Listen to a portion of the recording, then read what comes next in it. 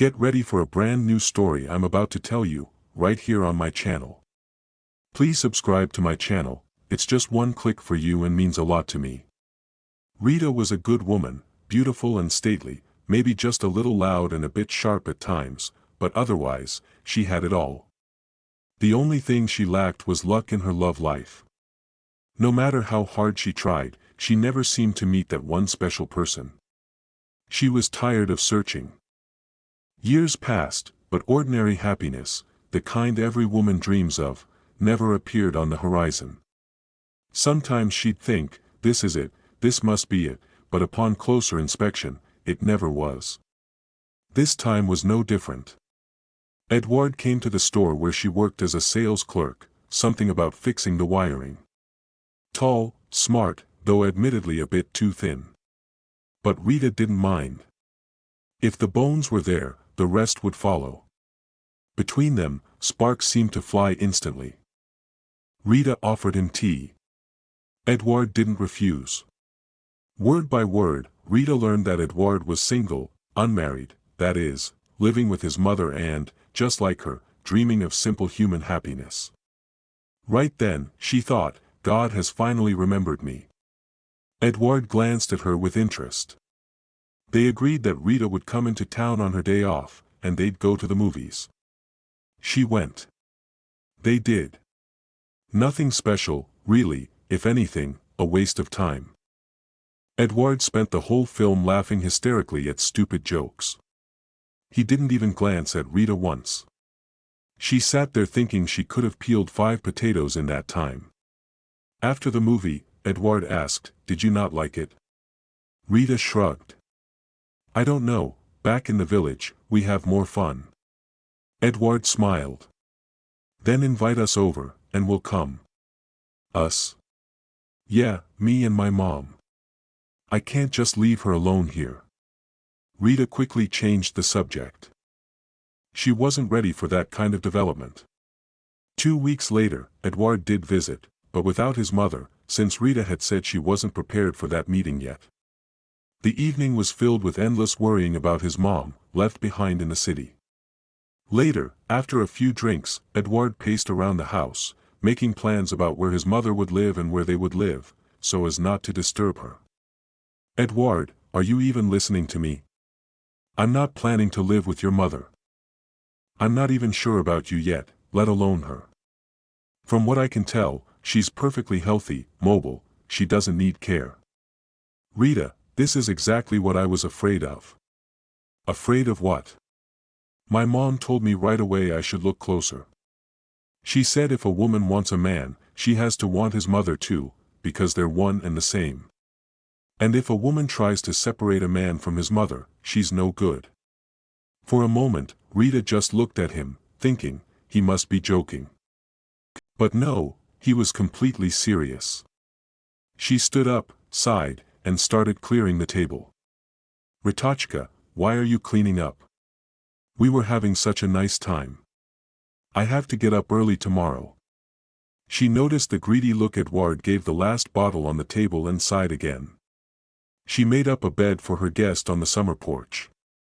But she couldn't just send him walking back to the city in the dead of night. Edward nodded. "You really are a proper woman after all. Mom was really worried you'd start hitting on me. But you've got to take things seriously, go see doctors, get checked out. You're no spring chicken. Someone's clearly been visiting you. Wouldn't want any problems." Rita turned to him, even reached out her hand to grab him by the collar and toss him to the devil, but restrained herself. Back in the village, they called her the lunatic. She wouldn't give them more gossip. The moment she did, her neighbor Kostya would be the first to mock her. He was always laughing at her. Said he even kept a notebook where he marked down the souls she'd ruined with little crosses. Sometimes he drove her absolutely insane. Kostya used to be the village's golden boy. Then he left for the army, served, then served again. He only came back once, to bury his mother, then left again. But then, a few years ago, he showed up. He'd just turned 40, and here he was, apparently retired. Rita even remembered gaping at him. "You're lying." He laughed, pushed her jaw back up with his palm, and said, "Careful, a crow might fly in." From that moment on, Rita straight up hated him. What a jerk, mocking her like that. Every time one of her failed attempts at marriage fell through, he'd lecture her about the dangers of reckless flings. She'd thrown everything but the kitchen sink at him over the fence, even a rolling pin once. She heard a yelp, something heavy hit the ground, and Kostya went silent. She waited a moment, then called out, "Kostya, you gone quiet over there?" No answer. She went to the fence. "Kostya, you still there?" Then, through the gap between the boards, she saw him lying in the grass. With a scream, Rita rushed over, ran in, and dropped to her knees beside him. "Kostya, Kostya," strangely, the rolling pin lay nearby. It wasn't stuck in him like she'd expected. Maybe she just hit him in the head. She leaned over his face to check if he was still breathing, when the jerk grabbed her and kissed her.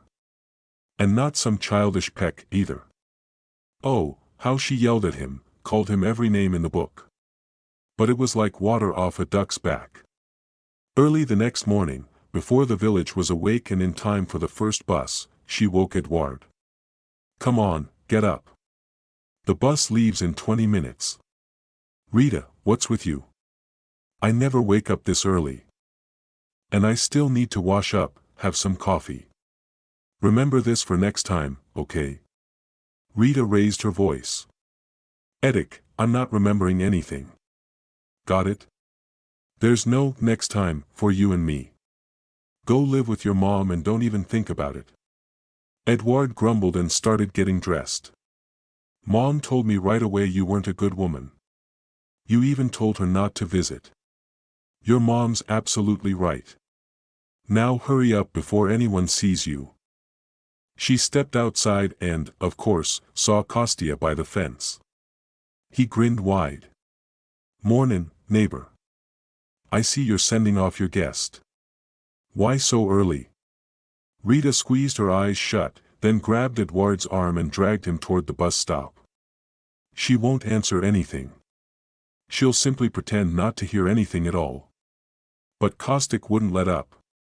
"Why won't you let a person get some sleep? That's not very considerate." Rita gestured where to go and returned to the yard. "Kostya, tell me, isn't it about time you focused on your own personal life and stopped keeping tabs on me?" Kostya laughed. "Why, maybe then you'd stop chasing after those dimwits and finally pay attention to me." "Attention to you? Why would I?" "Well, why not? So we could get married, have a bunch of kids, and live happily ever after." Rita laughed. "Kostya, what kids? Kids like you? Hey, no way. Look somewhere else." "How interesting. What makes you think my kids would turn out not right?" Rita didn't answer. She just went back inside. What the hell is his problem? Why does he keep pestering me? Can't he see he's annoying me, or do I have to spell it out for him? Rita closed the door and went to bed. Today was her day off. First, she'd catch up on sleep, then calmly take care of housework. About 2 hours later, a noise woke her up. She listened. Of course. Her lunatic neighbor was chopping firewood. Obviously on purpose, just to keep her from sleeping. Rita checked the clock.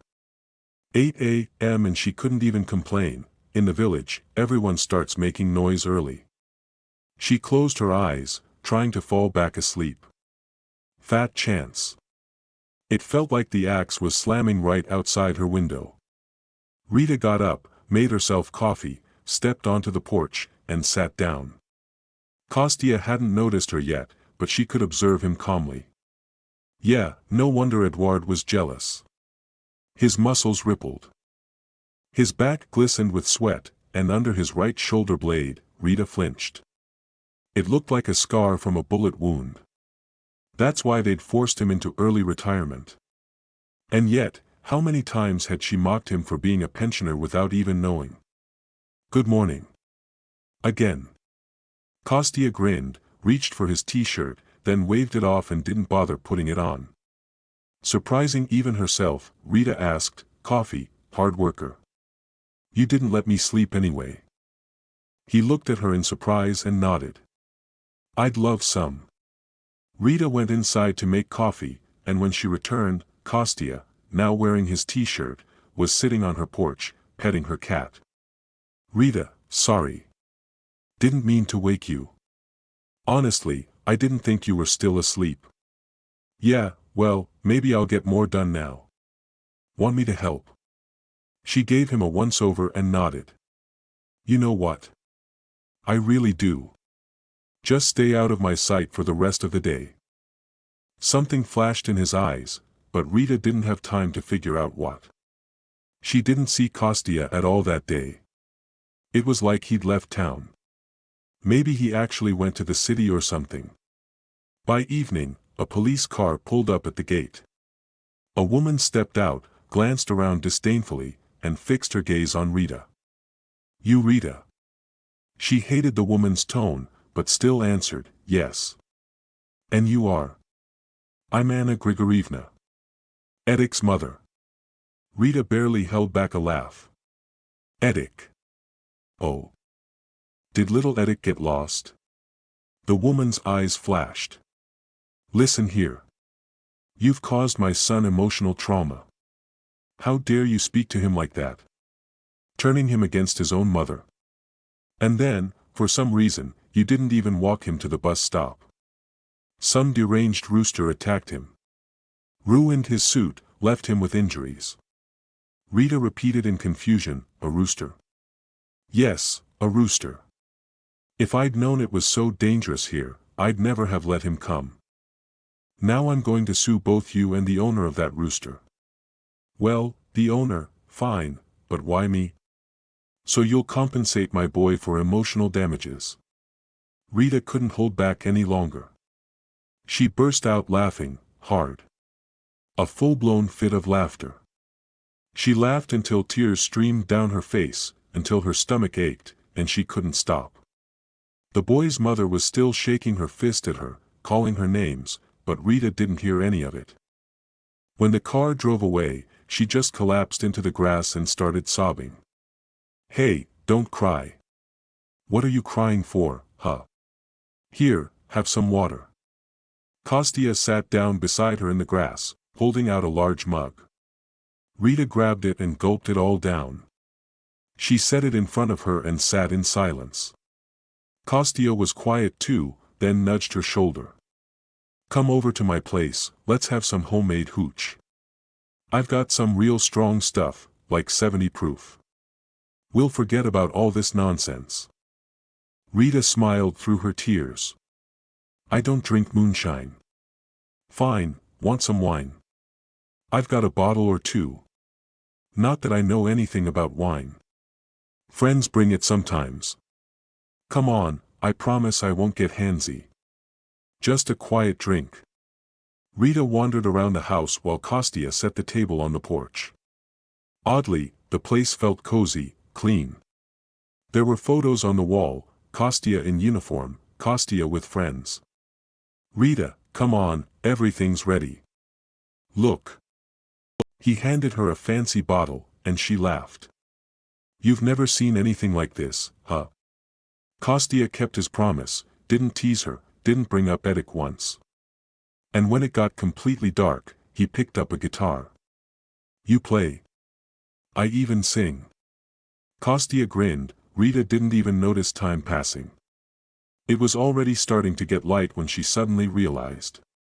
"Oh, it's almost dawn. I should go home." Kostya set the guitar aside and held out his hand. "Come on, I'll walk you, or the wolves might get you." When she placed her hand in his, it was like an electric shock. She woke up to whispering, remembered everything, squeezed her eyes shut, and smiled. Yeah, she wasn't home, wasn't in her own bed, and had no idea what to do next, but she was completely, utterly happy. Meanwhile, in the other room, someone was murmuring, nothing made sense. Rita tiptoed to the door. What a sight! Kostya was sitting on the floor. In front of him was a plate of milk and something else, and across from him sat her cat. She'd completely forgotten about him. Kostya was quietly explaining. "Look, buddy, I can't wake her up. Let her sleep. Here's milk, here's meat. Eat and take a nap till your owner gets up. My food's not worse than hers, you know. What are you staring at?" The cat listened attentively, head slightly tilted. Then, after some persuasion, he finally took a step forward and began to eat. Kostik let out a relieved sigh. "What a smart guy. You and I are definitely going to be friends. Just hope your owner doesn't wake up in the same mood tomorrow. Do you even know what she's like?" "Ah, I know for sure now, there's no one else like her. I used to think she was just..." "Yeah, bro, there's no one like her, that's for sure." Rita smiled, remembering Kostya's stunned expression when he realized that, in her 30s, he was her first. A floorboard creaked underfoot. The cat and Kostya turned their heads toward her. Rita realized hiding wasn't an option anymore. She stepped out, caught Kostya's startled gaze, and smiled. "Is anyone planning to feed me?" Kostik jumped up. Yeah, of course." He walked over to her, looking into her eyes. "Rita, I've waited so long for you." She smiled, pressed herself against his chest, and closed her eyes. Can people really be this happy? If you liked the story, I'd really appreciate your support with a thumbs up. Just one click, but it means a lot to me. Thanks.